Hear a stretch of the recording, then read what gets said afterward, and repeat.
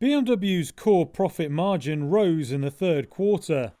The German automaker beat forecasts on Wednesday with an operating margin of 5.2% for its automotive unit in the July to September period.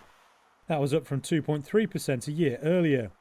Group earnings before interest and tax met forecasts at $2.7 billion, while revenues were slightly weaker than expected. BMW's results were a bright spot in another difficult quarter for Europe's car makers, who have endured high US tariffs and cheap Chinese rivals. BMW cut its full-year guidance last month due to tariff costs and slow growth in China. The group said it still expected the margin for cars within a range of 5% to 6%, slipping from 6.3% last year. Wednesday's update comes as the auto giant passed the peak in research and development spending on a new all-electric range. It expects the first model from the Neue-Klasse series to drive growth next year. Elsewhere, Japanese rival Toyota raised its full-year profit forecast Wednesday.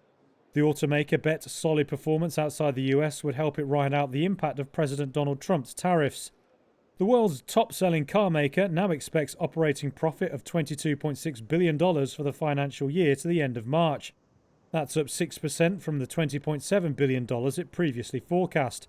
However, operating profit fell 27% to $5.4 billion in the most recent quarter, short of analyst projections. It was Toyota's second straight decline in quarterly profits.